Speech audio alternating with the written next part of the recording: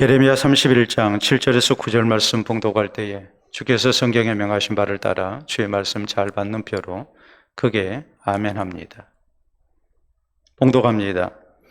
여호와께서 이와 같이 말씀하시니라. 너희는 여러 민족의 앞에 서서 야곱을 위하여 기뻐 외치라. 너희는 전파하며 찬양하며 말하라. 여호와여, 주의 백성 이스라엘의 남은 자를 구원하소서 하라. 보라, 나는 그들을 북쪽 땅에서 인도하며 땅끝에서부터 모으리라. 그들 중에는 맹인과 다리 저는 사람과 잉태한 여인과 해산하는 여인이 함께 있으며 큰 무리를 이루어 이곳으로 돌아오리라.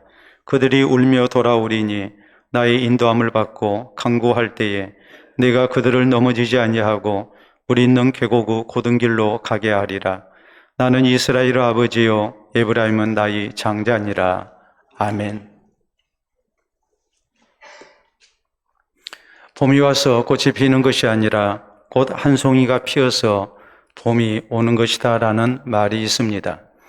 좋은 환경이 주어지기만을 기다리지 말고 좋지 못한 환경 속에서도 최선의 노력을 다하는 것이 참으로 중요하다는 말입니다. 오늘 본문 성경은 하나님께서 하나님의 백성된 이스라엘을 향해서 하나님의 구원과 회복을 약속하신 내용을 전합니다. 본문 7절에 보면 하나님은 이스라엘을 향해서 이렇게 말씀하십니다. 여호와께서 이와 같이 말씀하시니라. 너희는 여러 민족의 앞에 서서 야곱을 위하여 기뻐 외치라. 너희는 전파하며 찬양하며 말하라 라고 강조하십니다. 지금 이스라엘의 형편은 참으로 좋지 못합니다. 저희는 하나님 대신에 우상을 숭배했고 또 하나님의 뜻대로 살지 아니하고 하나님 앞에 패역하게 행했습니다. 그래서 하나님의 징벌을 받았고 결국 나라가 망하고 말았습니다. 그러므로 절대 기뻐 외칠 수 있는 형편이 아닙니다. 그럼에도 불구하고 하나님께서는 주의 백성들을 향해서 여러 민족 앞에서 기뻐 외치라고 명령하십니다. 좋지 못한 환경과 형편 속에서도 하나님을 향한 신앙을 가지고 기뻐 외치라고, 또 하나님께서 우리에게 주신 약속을 믿고 기뻐 외치며 살 것을 하나님께서는 강조하십니다. 그러므로 사랑하는 성도 여러분, 우리 모두 본문 성경을 통해서 왜 하나님께서 어려운 중에도 기뻐 외치며 살아라고 하셨는지 그 이유를 살펴봐야 합니다. 그래서 우리도 좋지 못한 환경 속에서도 하나님을 향한 바른 신앙 가운데 기뻐 외치며 사는 성도가 되어야 됩니다. 또 하나님을 향한 바른 신앙의 꽃 한 송이를 피우는 가운데에 우리의 인생에 봄날이 오는 아름다운 은총을 누리며 사는 복된 성도들이 되어야 합니다. 그러면 우리 성도는 좋지 못한 환경 속에서도 기뻐 외치며 살려면 어떤 신앙 자세를 먼저 가지고 있어야 합니까? 우리는 첫째로 항상 긍정적인 삶의 자세를 가지고 살아야 합니다. 실제로 보면 여호와께서 이와 같이 말씀하시니라. 너희는 여러 민족의 앞에 서서 야곱을 위하여 기뻐 외치라. 너희는 전파하며 찬양하며 말하라. 여호와여, 주의 백성 이스라엘의 남은 자를 구원하소서 하라라고 말씀하십니다. 오늘의 형편은 분명히 좋지 못합니다. 장래도 암담합니다. 그러나 오늘의 형편만 생각하지 말고 나의 연약함만 생각하고 우리가 살아서는 안 된다는 말입니다. 그보다는 하나님이 살아계심을 기억하고 이 하나님을 기억하는 가운데 하나님의 구원을 바라며 살 것을 명령하십니다. 여호와여, 주의 백성 이스라엘의 남은 자를 구원하소서 하라라고 우리 주께서는 말씀하십니다. 분명히 내가 만난 환경이 좋지 못하고 또 이 환경에 맞서서 내가 살아야 하는데 나의 능력도 부족하지만 살아계신 하나님, 우리의 모든 삶을 주장하시는 하나님이 계심을 기억하면서 이 하나님을 바라는 가운데에 우리가 긍정적인 삶의 자세를 가질 것을 우리 주님께서는 요구하십니다. 따라서 우리 성도가 어려운 환경 속에서도 기뻐 외치며 살기 위해서는 이 하나님을 향한 신앙 가운데에 우리가 항상 긍정적인 삶의 자세를 가져야 합니다. 환경만 바라봐서는 우리가 긍정적일 수가 없습니다. 또 내 능력만 생각하면 우리는 긍정적일 수가 없습니다. 그러나 하나님께서 이 환경을 주장하시고 또 전능하신 하나님께서 이제 우리와 함께 하심을 생각하면서 우리는 하나님을 향한 신앙 가운데 긍정적인 삶의 자세를 가져야 함을 하나님께서는 말씀하고 계시는 것입니다. 우리가 성경을 보면 이제 그런 내용이 나옵니다.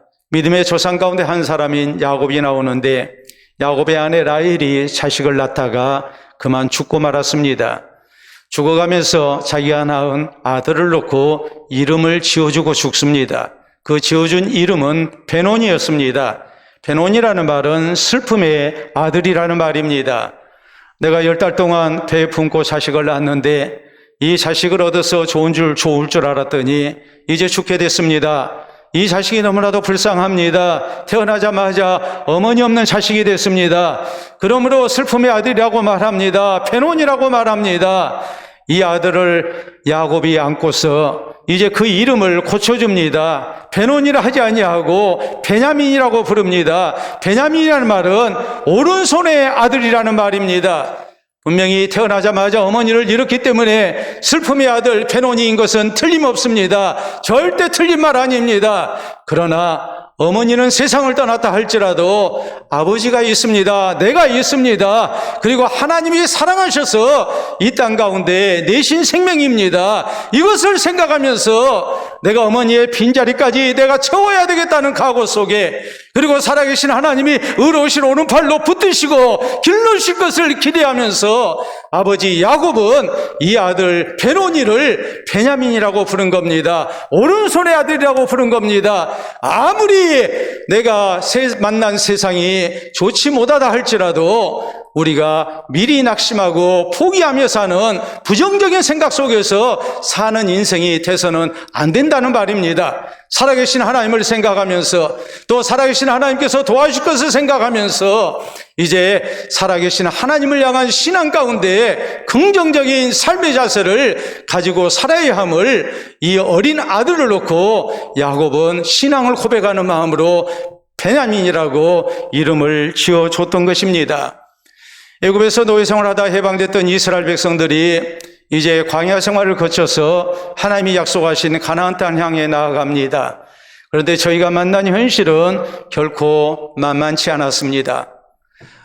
추위와 더위 문제로 고생을 해야 했고, 길이 험해서 고생해야 했고, 또 먹을 것 때문에 저희는 고생하기도 했습니다.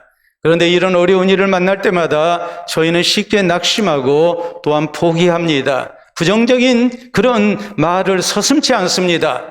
우리가 이 광야에서 다 죽게 생겼다고, 이제 우리가 어떻게 살아야 하느냐고, 그러면서 저희는 함부로 불평하고 원망하면서 이제 스스로를 이렇게 보잘것없는 존재로 생각합니다.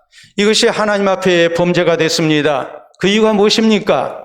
하나님께서 저희와 함께하고 계심을 잊어버렸기 때문입니다. 하나님께서 저희에게 주신 아름다운 장래를 저희가 생각하지 못했기 때문입니다. 그러므로 오늘의 현실만 봐서는 안 됐습니다. 오늘 내 능력만 생각해서는 안 됐습니다. 살아계신 하나님의 인도 속에 하나님이 약속하신 복된 내일을 향해 나아가는 백성들이었기에 저희는 무엇보다도 긍정적인 삶의 자세를 가져야 되는데 그리하지를 못했습니다. 부정적인 삶의 자세 속에서 쉽게 낙심하고 불평하며 원망하며 또 스스로를 포기하고 버리는 자세로 저희가 살았기 때문에 이것이 하나님 앞에 무서운 범죄가 됐던 것입니다. 그러므로 고린도전서 10장 13절은 이 사실을 언급하면서 우리 성도에게 말씀하십니다. 사람이 감당할 시험밖에는 너희가 당한 것이 없나니 오직 하나님은 미쁘사 너희가 감당치 못할 시험당함을 허락하지 아니하시고 시험당할 쯤에 또한 피할 길을 내사 너희로 능히 감당하게 하시느니라라고 우리에게 말씀하십니다. 어려운 환경만 있는 것이 아니라 또 힘든 오늘만 있는 것이 아니라 살아계신 하나님께서 주의 백성과 같이 하시고 도우시는 은혜가 있다는 말이요, 또한 우리에게 약속하신 아름다운 내일이 있다는 것을 생각하면서 하나님께서 어려운 일 감당케 하실 것입니다. 또한 피할 것도 주실 것입니다. 이것을 생각하면서 우리가 부정적인 삶의 자세가 아닌 긍정적인 삶의 자세를 가지고 우리가 살아야 한다고 성경은 우리에게 분명하게 교훈하고 계시는 것입니다. 우리가 자주로 보는 그림이 하나 있습니다. 여러분도 다 보셨을 겁니다. 한번 우리가 보도록 합니다. 여러분 보시게 되면 바로 프랑스의 황제였던 나폴레옹의 그런 말을 타고 알프스 산을 넘어가는 그런 이제 그림입니다. 나폴레옹은 1800년 봄에 군대를 끌고 알프스 산을 넘어서 이탈리아 정복에 나섰습니다. 날씨도 그렇게 좋은 날씨가 아니었고 또 여러 가지 힘든 일들이 참 많았습니다. 그런데 이탈리아 원정에서 나폴레옹은 성공했고 그리고 프랑스의 위상을 크게 높이게 됩니다. 나폴레옹에 대한 그림 가운데 이 그림이 제일 유명합니다. 이 그림은 1803년 자크 루이 다비드라는 화가를 통해서 그리게 한 작품입니다. 당시 나폴레옹의 이탈리아 원정 알프스 산맥을 넘어가는 이 과정에서 있었던 아주 유명한 일화가 있습니다. 알프스 산맥을 넘기 위해서 나폴레옹은 먼저 척후병을 보냈습니다. 그래서 살피게 합니다. 척후병이 갔다 와서 보고합니다. 넘을 수는 있습니다.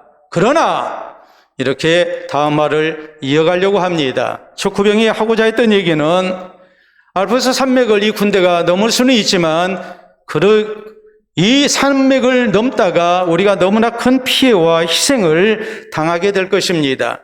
그렇기 때문에 다른 길로 가는 것이 좋겠습니다라는 보고를 하려고 했습니다.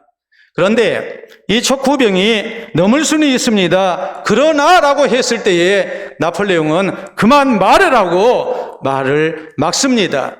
그리고 군대를 이끌고 알프스 산맥을 넘어갔고 그는 이탈리아를 정복합니다. 우리에게 주는 교훈이 무엇입니까? 오늘 우리에게 많은 난관이 있고 어려운 일이 예상된다 할지라도 우리가 부정적으로 생각하면 거기서 멈추고 아무것도 할 수 없다는 것을 얘기합니다. 그럼에도 불구하고 우리가 긍정적인 삶의 자세로 우리가 도전하고 또 도전했을 때에 그럴 때에 우리에게 이제 원하는 아름다운 결과가 주어짐을 강조를 하고 있는 것입니다. 나폴레옹이 알프스 산을 넘어갔던 저 그림은 바로 거기에 대한 놀라운 교훈을 담고 있는 그림인 것을 우리가 기억해야 합니다.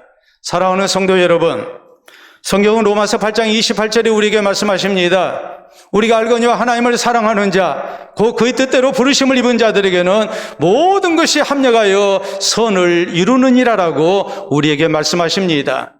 분명히 하나님께서 우리가 만나게 하신 일, 또 내게 허락하신 일들, 내게 주어진 환경, 이런 모든 일은 궁극적으로 합력해서 선한 결과로 나타날 것이기 때문에 우리가 만난 사건 때문에 또 내가 처해 있는 처지와 또 여건과 형편 때문에 환경 때문에 우리가 미리 낙심하고 부정적인 생각으로 우리가 세상을 살아서는 안 됨을 말씀합니다.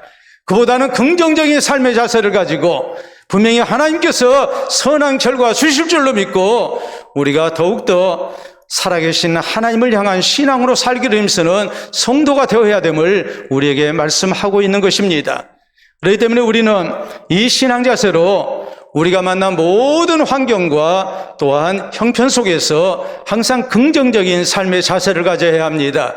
이 긍정적인 삶의 자세를 가지고 우리가 한숨 쉬고 낙심하고 살기보다는 오히려 우리가 살아계신 하나님을 향한 신앙을 고백하면서 기뻐 외치며 사는 이런 아름다운 은혜가 우리 모두에게 있기를 바랍니다.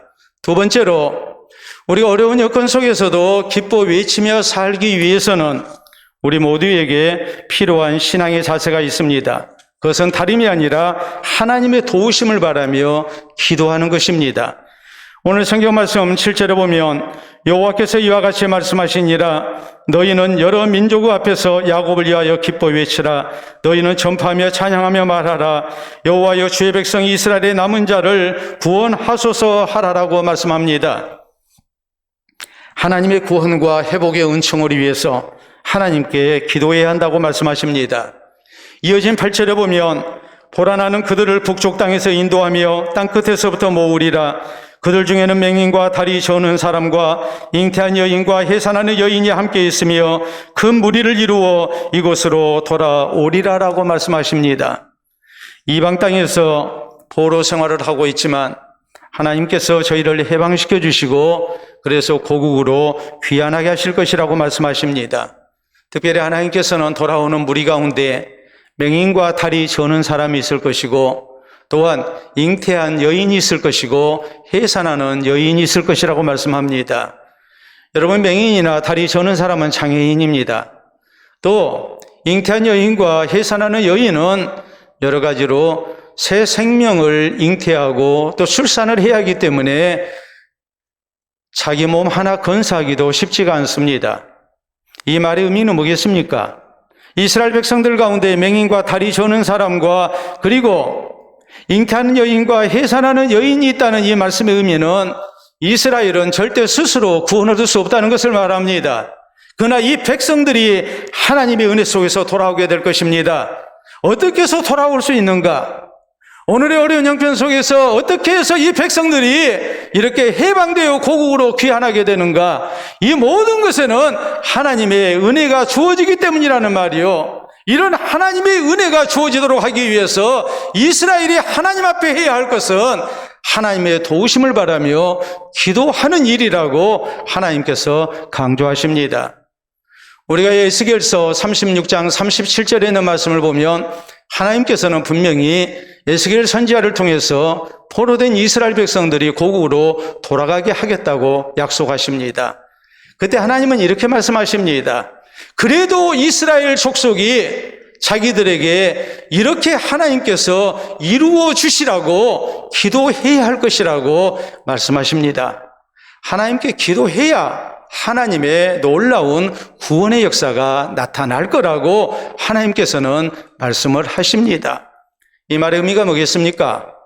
우리가 기도 안 하면 하나님의 은혜가 나타나기가 힘들다는 것을 얘기합니다. 오늘의 어려운 형편 속에서 우리가 하나님 앞에 기도해야 우리가 기뻐 외치며 사는 성도가 될 수 있지, 기도 안 하면 우리는 계속해서 한숨 속에 탄식 속에 그렇게 살아갈 수밖에 없는 연약한 인생이 된다는 것을 하나님께서 말씀하고 계시는 겁니다. 왜 하나님께서 이스라엘을 구원하시고 또 고국으로 귀환케 하시겠다고 하면서 기도를 요구하셨을까요? 왜 우리가 오늘 어려운 환경과 형편 속에서 하나님 앞에 기도하고 하나님이 주시는 선한 형편을 얻어야 할까요? 왜 하나님께서 우리에게 기도를 요구하셨을까요? 거기에는 중요한 세 가지 이유가 있습니다.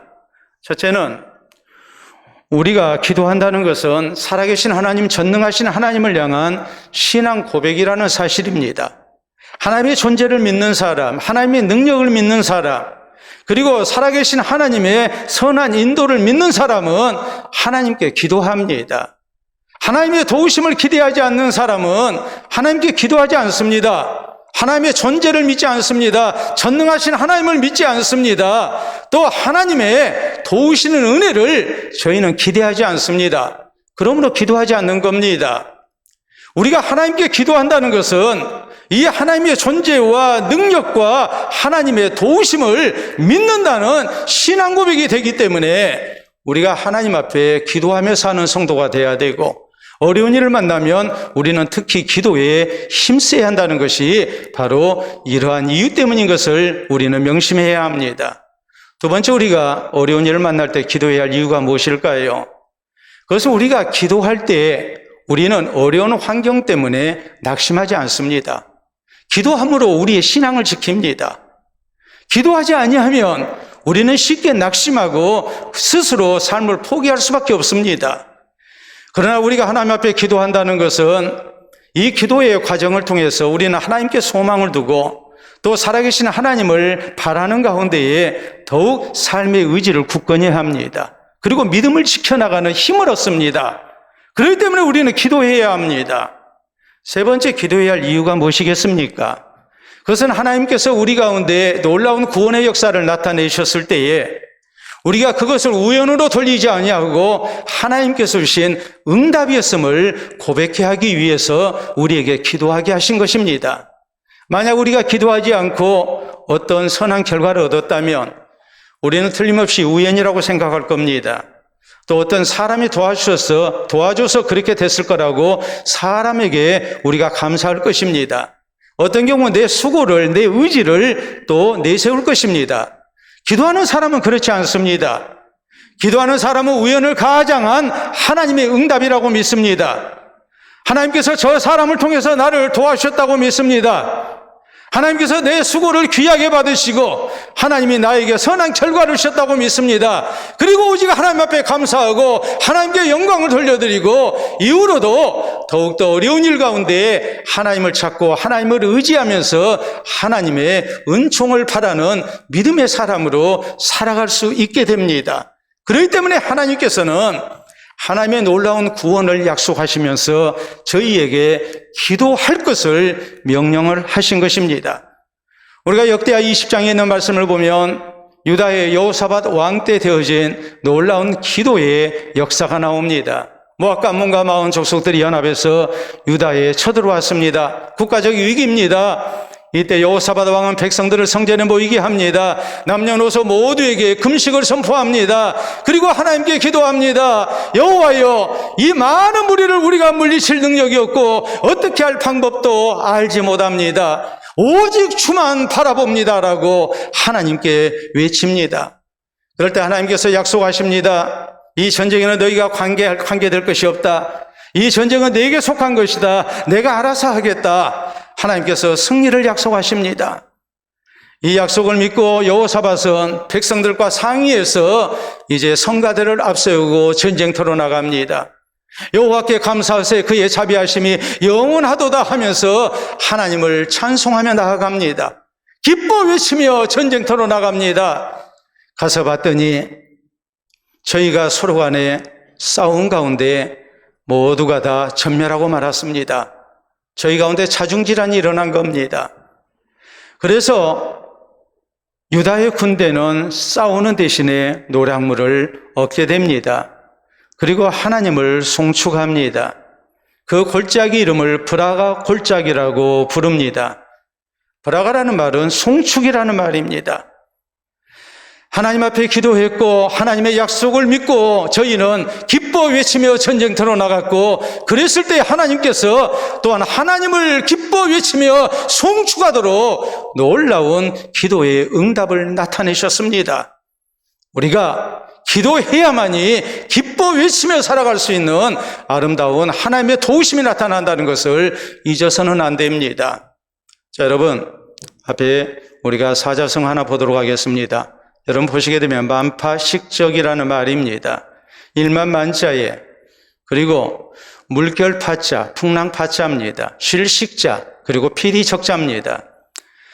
이 만파식적은 신라시대의 전설 가운데 나오는 피리입니다. 말 그대로 피리를 한번 불면 10,000가지 근심이 다 사라지고 우리에게 편함을 가져다 준다는 선한 결과를 가져다 준다는 요술피리입니다. 실존하지는 않습니다. 실제하지 않습니다. 상상 속에서 저런 피리가 있었으면 참 우리가 평안한 나라를 이루고 편히 살 텐데 하는 그 민중의 마음이 저렇게 표현이 됐습니다. 사랑하는 성도 여러분, 성경은 우리에게 뭐라고 말씀하십니까?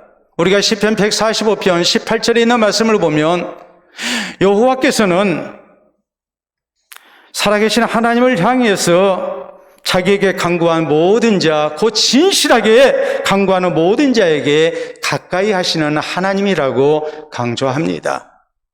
우리가 살아계신 하나님을 향해 기도할 때, 전능하신 하나님을 향해 기도할 때 하나님이 멀리 하늘에만 계시는 하나님이 아니라 내 삶 가운데 개입하시는 하나님이시고 하나님이 눈에 안 보이는 하나님이 아니라 내 눈앞에 나타나셔서 역사하시는 하나님으로 우리가 체험될 수 있음을 성경은 우리에게 약속하십니다. 그러므로 오늘 어려운 환경 가운데 놓여 있을 때, 우리 어려운 문제 속에 놓여 있을 때에 우리에게 필요한 것이 무엇이겠습니까? 하나님의 도우심을 바라며 우리가 기도하는 일입니다. 우리가 살아계신 하나님을 향해 기도할 때 하나님께서 선히 응답하시고 우리가 기뻐 외치며 하나님 앞에 감사와 영광을 돌리게 하심을 우리는 잊지 말아야 합니다. 오늘 만난 현실 속에서 우리가 한숨 쉬고 탄식만 하는 사람이 아니라 살아계신 하나님을 향해 도우심을 바라며 기도하는 성도가 되어야 됩니다. 기도하며 우리가 긍정적인 삶의 자세를 가져야 하고 기뻐 외치는 성도가 되어야 되고, 또한 우리의 기도에 하나님의 아름다운 응답이 나타나서 또 기쁨으로 하나님을 찬송케 하는 이런 아름다운 은혜가 우리 모두에게 있기를 바랍니다. 세 번째로, 우리 성도가 어려운 형편 중에서도 기뻐 외치며 살기 위해서는 하나님의 자녀된 나를 향하신 하나님의 사랑을 굳게 믿으며 살아야 합니다. 오늘 성경 말씀은 9절에 이렇게 말씀합니다. 그들이 울며 돌아오리니 나의 인도함을 받고 간구할 때에 내가 그들을 넘어지지 아니하고 물 있는 계곡의 고든 길로 가게 하리라. 나는 이스라엘의 아버지요 에브라임은 나의 장자니라라고 말씀하십니다. 이스라엘 백성들이 하나님을 향해 기도할 때 하나님께서 도와주신다는 말입니다. 하나님께서 구원해 주시고 선한 길로 인도하시겠다는 약속입니다. 특별히 하나님께서는 이 약속을 하시면서 나는 이스라엘의 아버지요 에브라임은 나의 장자다라고 말씀하십니다. 내가 이스라엘의 아버지라는 이 말씀의 의미가 뭐겠습니까? 우리가 부모된 사람으로서 자식에 대한 책임의식이 있는 것처럼, 우리가 자식을 사랑하는 것처럼 하나님께서 주의 자녀된 백성들, 우리 하나님 사랑하시고 저희를 도와주시며 책임지실 거라는 말입니다. 에브라임은 나의 장자라고 했습니다. 이스라엘의 12지파 가운데 에브라임 지파가 장자 지파입니다. 그렇기 때문에 에브라임은 나의 장자라고 말씀한 겁니다. 그만큼 하나님께서 각별히 사랑하시고 아끼시는 백성이라는 말입니다. 저에게 하나님께서 구원을 약속하십니다. 그러시면서 하나님 말씀하십니다. 나는 너희를 사랑한다고 말씀합니다. 나는 너희를 싫어 버리는 하나님이 아니라고 말씀합니다. 나는 너희의 아버지가 된다. 너희는 나의 장자가 된다고 말씀하십니다. 절대로 버리시지 않고 변함없이 사랑하신다는 말이요, 끝까지 사랑하시고 구원하신다는 말입니다. 오늘 내가 어려운 형편 가운데 놓여 있다 해서 하나님이 나에게 관심 없고 나를 버리신 것이 아니라는 말입니다. 우리 하나님의 마음속에 있는 하나님의 백성들이요, 하나님의 자녀들이요, 하나님께서 아끼시고 사랑하시고 끝까지 책임지신 가운데 구원하실 거라는 약속입니다. 그러므로 우리는 어려운 환경 속에서 또 어려운 문제 속에서 기뻐 외치며 살기 위해 우리에게 바로 이 하나님의 구원을 믿는, 사랑을 믿는 그런 굳은 신앙의 자세가 필요합니다. 애굽에서 나왔던 이스라엘 백성들이 광야 생활 가운데 실패했던 아주 중요한 이유가 뭐겠습니까? 그것은 저희가 하나님의 사랑을 믿지 못한 겁니다. 하나님의 신실하신 약속을 굳게 믿지 못했습니다. 그러다 보니까 하나님이 우리를 버리셨다고 생각합니다. 하나님이 우리를 죽이시려고 한다고 생각합니다. 하나님의 사랑을 의심합니다. 그리고 결국은 불평과 원망 속에 불신앙의 늪에 빠지고 맙니다. 그래서 실패했습니다. 나를 구원하신 하나님의 사랑이 변치 아니하고 나를 끝까지 사랑하심을 믿었다면 쉽게 낙심하지 아니했을 것입니다. 하나님을 기다렸을 것입니다. 하나님을 찾고 하나님께 기도하며 하나님의 은혜를 사모했을 것입니다. 그런데 하나님의 사랑을 못 믿었습니다. 하나님의 구원 약속을 신뢰하지 않았습니다. 그래서 실패한 겁니다. 우리가 요한복음 13장 1절에 있는 말씀을 보면 거기 이런 내용이 나옵니다. 예수께서 세상에 있는 자기 사람들을 사랑하시되 끝까지 사랑하십니다. 예수님이 곧 있으면 십자가 지십니다. 이 제자들 예수님 절대 버리지 않겠다고 호언장담했지만 우리 예수님은 저희가 예수님을 다 버릴 줄 알았습니다. 다 도망갈 줄 알았습니다. 그걸 아시면서도 주님은 이 제자들을 끝까지 사랑하십니다. 저희 약함을 긍휼히 여기십니다. 저희가 주님을 떠날 것을 아시면서도 저희는 주님을 버려도 주님은 저희를 버리지 아니하시고 끝까지 붙들어 주십니다. 끝까지 사랑하시니라. 이 끝까지 사랑하시는 주님의 사랑이 있기에 우리가 오늘도 믿음의 백성으로 이 자리에 있게 된 것임을 우리는 믿어야 합니다. 끝까지 나를 사랑하시는 하나님의 사랑이 없었다면 우리는 수없이 주님을 버렸기 때문에 주님이 우리를 버리셔도 할 말이 없는 죄인인 것을 우리는 시인해야 합니다. 그러나 주님은 우리를 끝까지 사랑하시고 우리를 끝까지 포기하지 아니하시고 붙드시는 주님이신 것을 우리는 기억하며 나를 향하신 주님의 사랑을 우리가 믿고 고난 속에서도 흔들리지 않는 믿음의 사람이 되어야 됩니다. 우리가 로마서 8장 35절 이하에 있는 말씀을 보면 하나님의 백성된 우리라 할지라도 우리에게 여러 가지 환난이나 위험이나 고난이나 칼 등의 박해가 분명히 있다고 성경은 말씀하십니다. 도살장에 끌려가는 양처럼 우리가 정말 죽을 일을 만날 수도 있음을 성경은 우리에게 말씀하십니다.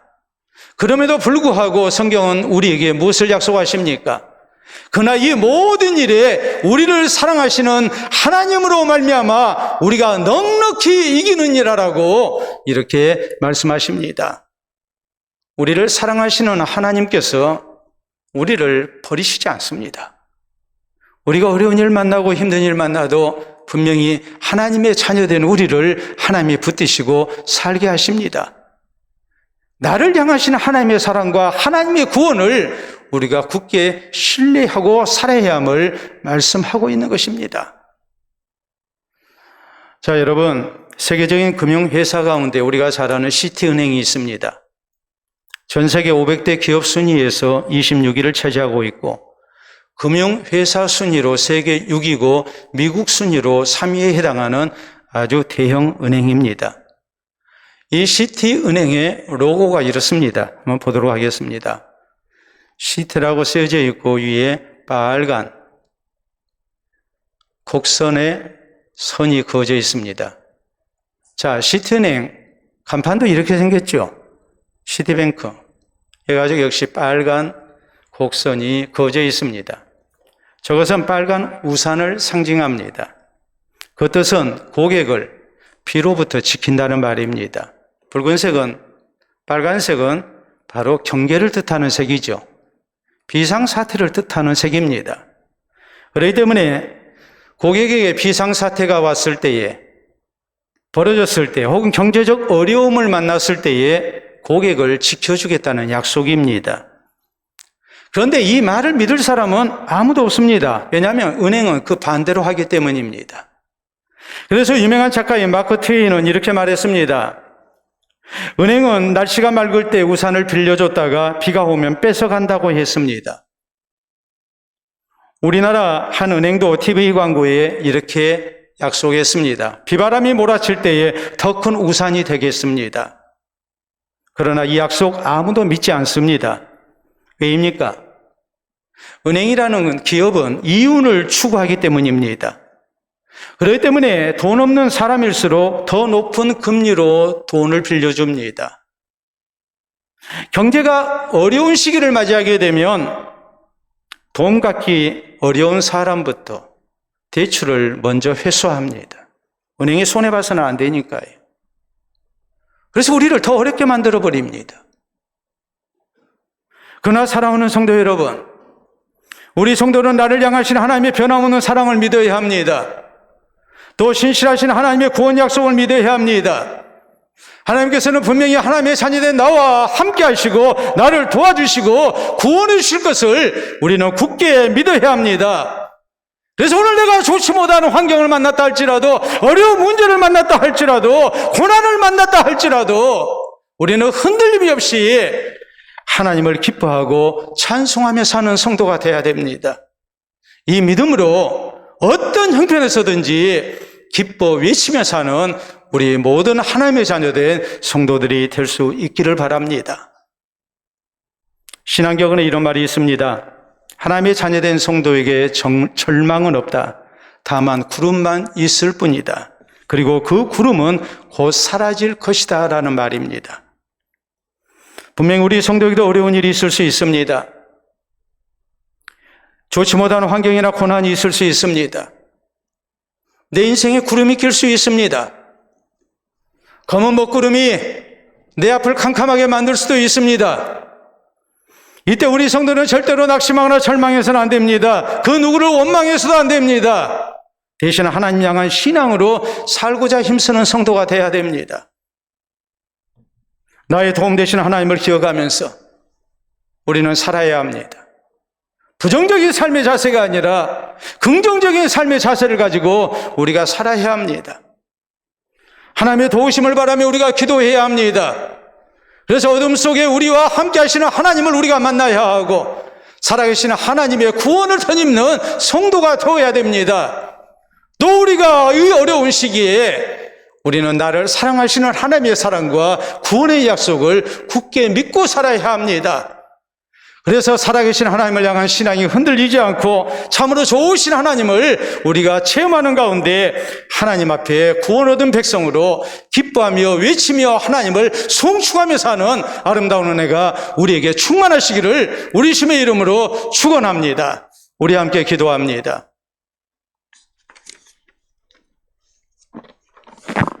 우리가 흔하게 듣는 말입니다. 기뻐서 행복해서 웃는 것이 아니라 웃기 때문에 기쁘고 행복하다라는 말입니다. 주어지는 환경보다 더 중요한 것은 이 환경을 대하는 나의 삶의 자세입니다.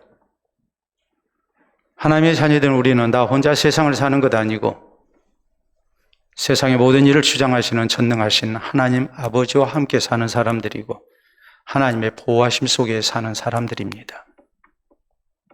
그러므로 어려운 때일수록 우리에게 살아계신 하나님을 향한 신앙 고백적인 삶의 자세가 있어야 합니다. 긍정적인 삶의 자세를 가지고 아버지 되신 하나님께 기도하며 하나님께서 변함없이 나와 함께 하시고 구원하실 것을 확신하며 기뻐 외치며 사는 성도 되겠습니다. 감사와 기쁨으로 살아가겠습니다. 우리 하나님 앞에 다짐할 수 있기를 바랍니다.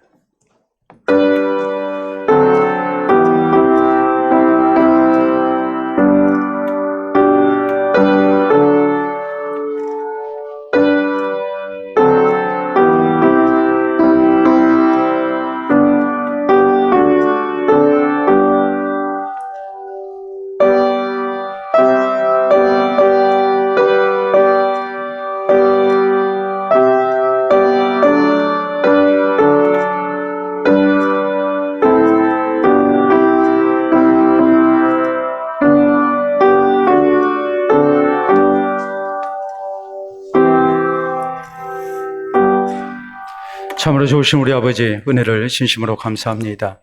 우리를 세상 가운데 두시고 또 세상 끝날까지 주의 사랑하는 자녀된 우리와 함께 하시고 우리를 선한 길로 인도하시는 주님을 우리에게 다시 한번 알리시며 이 주님을 향해 기도할 수 있도록 도우시니 참으로 감사합니다. 힘들고 어려운 세상을 우리가 살지만 다 혼자 사는 세상이 아니고 살아계신 하나님과 함께하는 세상임을 우리가 믿습니다. 이 살아계신 하나님을 우리가 굳게 신뢰하며 하나님께 기도하며 하나님 의지하고 사는 가운데에 우리가 항상 긍정적인 삶의 자세로 기뻐 외치며 살아갈 수 있기를 원합니다.